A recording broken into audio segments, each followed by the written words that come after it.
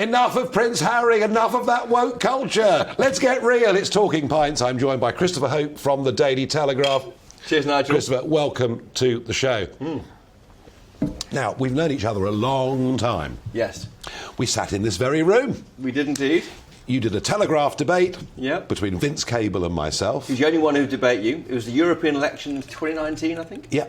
And he literally was the only person who would come on and debate with me. Because you were both top of the polls in that mad Brexit year period, which I'm sure viewers remember. You were top of the polls. You were vying with Lib Dems in the Brexit Party. Yeah. Do you remember that? I mean, extraordinary time. Well, you say vie. We, in fact, beat them by 50% in the end. We got a lot more votes than they did. But I like Vince Cable because you can always have a debate with Vince Cable. And we just had a chap in from, you know, I mean, whatever you think of Insulate Britain, but we had a debate. That we had was an TV argument. gold, I thought. Loved it. Well, but you've got to do that. Like, Chris, you know, you are long-time journalist, career journalist. Yes. Been on the Telegraph now coming up 20 years. Yeah. 20 years. It's a long time. It is. I've covered your ups and downs and ups again at GBNews. Oh, I know. Absolutely. I'm going to remind you of a little clip. Are you? The biggest fallout you and I had, I think, was in 2014. Wasn't that big, was it? Well, it was when your newspaper said in the European elections, please don't vote UKIP, otherwise the European Commission will be beastly to us. And I did ring you up and ask whether you had been taken over by some sort of Vichy state. But let's have a look at this clip. And this is Christopher Hope at the UKIP manifesto launch of 2015. Have a look at this. Chris Hope, Telegraph. Nigel, you say you've read the document fully. Are you happy that the only black face in the document is on the overseas aid page? And secondly, can I ask you...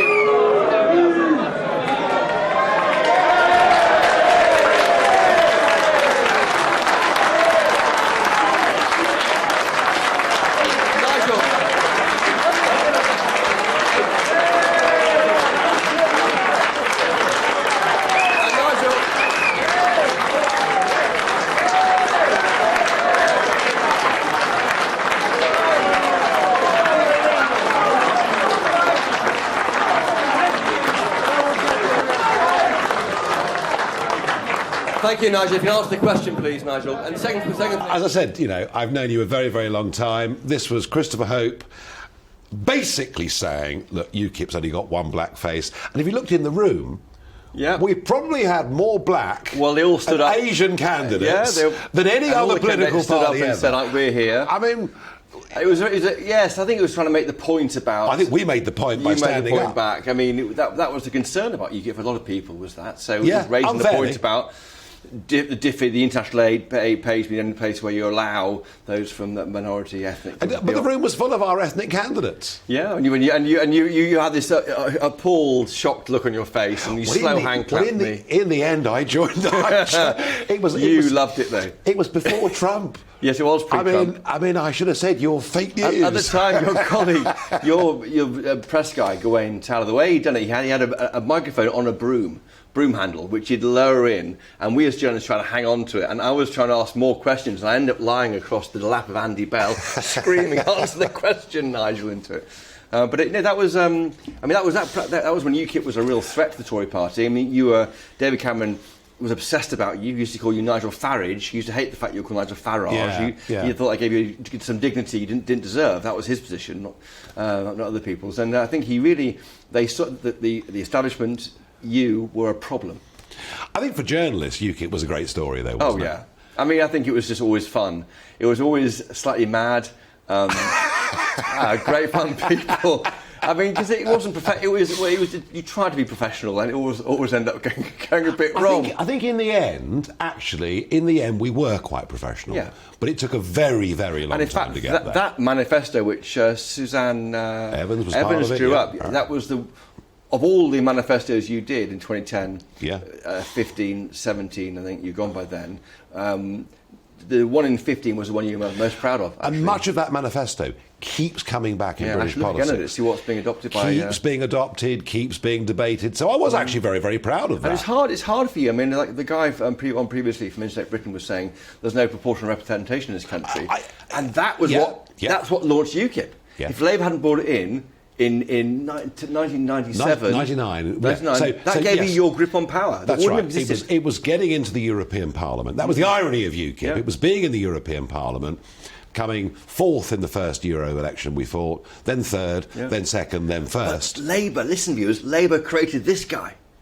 Labour's fault. That's why you exist. They can't bear it. Actually, it was in the Maastricht Treaty. Okay.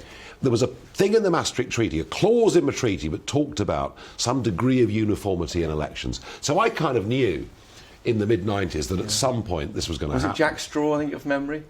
Yeah, I think that's Straw, right. I think, pushed it through. I mean, listen, I didn't disagree with our Insulate Britain guy, actually. No. I think... He's saying, I want to be represented, no one will listen to me, therefore I'm going to glue myself to things. And in a sense, that's what you were doing, right? When no one listened to you, you would be a bit disruptive, a bit difficult. Yeah, I stayed with the law. I think I always stayed within the law, but I did cause a bit of a noise, and did cause a bit of an upset.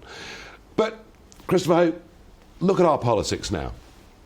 You know, Brexit was, we hoped, going to sort of herald, usher a new kind of politics. We've gone straight back to 2010. We've got two Social Democrat parties. Frankly, in terms of... I mean, I think Starmer wants to cut taxes and is pro-business. I can't even work it all out. It's pretty disappointing stuff, isn't it? It feels very bland, doesn't it? Like Butskillism, you know, the Gateskill, Rad Butler back in the... It's like that again. I mean, I think there's no one's challenging anything.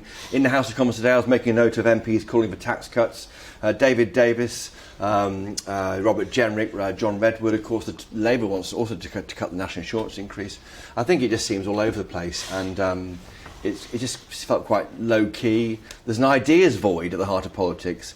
Labour's problem is that they're playing the man, not the ball. They are playing Boris Johnson, trying to make out that Boris Johnson is appalling, isn't he? You know, and let's take all these Twitter likes for that opinion. But the truth is, Labour did so well in the 90s by having ideas. New ideas, and that's what you had one big idea, which is to leave the European Union, but Labour had ideas back in the 90s. Where are those ideas? And they had a charismatic leader. I mean, Blair, whether you love him or hate him, was a charismatic leader, and they're struggling with that now. How does the Telegraph tomorrow give us the Queen's speech? Does it... I think, I don't edit the paper, thank goodness, for all the viewers and readers, but I think that we need to see more red meat, more tax cuts, let's get the economy going. Action now. The view is there'll be some form of budget in September ahead of that big increase in cost of living in October with increase on domestic bills. There's no way the Tories can go through the conference season getting lumps kicked out of them by Labour and the Lib Dems on cost of living. They've got to act sooner than that. But why not do it now? I think there's Roger Gale saying in the House of Commons today, there's a view they're just running scared of, but no one really knows what Johnsonism is. It's whatever he says it is day to day. So no, I know what it is. What is it? It's what he wrote in the Daily Telegraph for those well-paid columns year after year after year. We thought that was Boris Johnson. Yeah. You know, and don't forget, I mean, the Telegraph, your newspaper, were his biggest sponsor, but we all thought this was a small state, libertarian, low tax, free market. He likes spending. I mean, that's the part of the problem. But when he wrote that stuff for the Telegraph, did he really believe it? I can't ask him. He's not here. They get him in your chair. I'm asking your opinion. Well, yes. I mean, I think he did believe it, but I think he tries to have his cake and eat it, to use that awful term about birthday cake.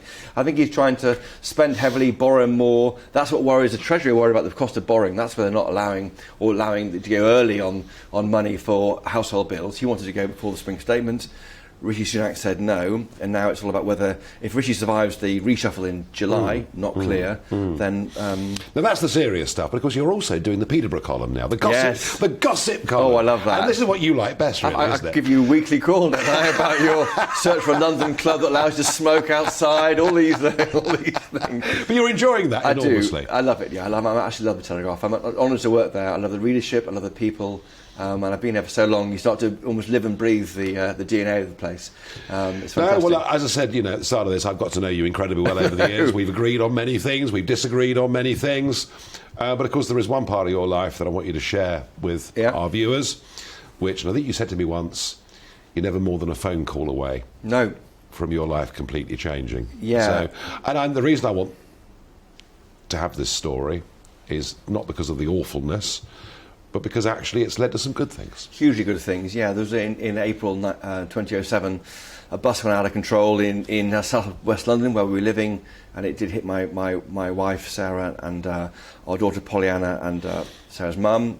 killed Sarah's mum, Pollyanna lost a leg, and Sarah's badly injured. And it was your world just atomises. And you were literally at my desk. I was at my office at the Telegraph, ran out, went back and tried to deal with appalling situation there at the scene, and trying to just get childcare in for the other two kids. My parents live in Liverpool. It was a disaster.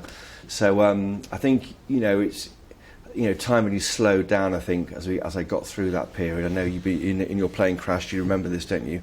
When you have to deal. But that was easier. That was me having to deal with it. Yeah. I was trying to hold all together. You're talking about a young 2-year-old daughter, a mother-in-law that's been killed, and a wife that's. I mean, it's much harder when it's other people. Much harder, but we haven't really reflected too much on it. We have, obviously, we talk about it. I wrote about it at the Telegraph. That was hugely cathartic for me. Readers sponsored Sarah, my wife, to run a half marathon. That led to about £120,000 being raised. We took some of that money, gave it to a different charity, and then we set up our own charity called Elizabeth's Legacy of Hope, which raises money for amputee kids in India and Africa. And Sarah, she's amazing. She campaigns for running blades on the NHS. Previously, the NHS gave you wooden legs if you're an amputee to get you mobile. That's why you get crutches at the end of the hospital. Yep. But with extra money from George Osborne, in 2 budgets, they paid money for these running blades for kids to run around and play with their friends. And Sarah sets up the Sarah Hope line, which works with bus drivers to make the roads safer, an instant support line. So, and she got an MBE last week. And she got the MBE last week. That's right. Well done, Thank you. Cheers, terrific. Hope. I think that's an amazing achievement. Yeah. And Pollyanna, who was so little at the time, and who I've managed to meet a couple of times. You have, yeah. And what an advert for young children going through adversity. Just dances now. Great dancer. On a point leg, specially made. So she's, I think it puts, some things into some perspective. I think, we look at Ukraine, we see the horrors there, and it's just getting through that, because of course you live with this, just getting through initially is the easier part, but dealing with the legacy of those things is harder. Yeah. Well, as you said to me that time, you're never more than one phone call away. Out of a clear blue sky. Bad things can happen, but it's how you cope with that which is what matters. Well, I have to say, the Hope family have done remarkably well. And Christopher, thank you for joining me on Talking Pints. I don't agree with everything you've said about me over the years. I thought you were going to beat me up, Nigel. You've been like a pussycat. I was never going to do that. You're like a pussycat. It's lovely to have you on.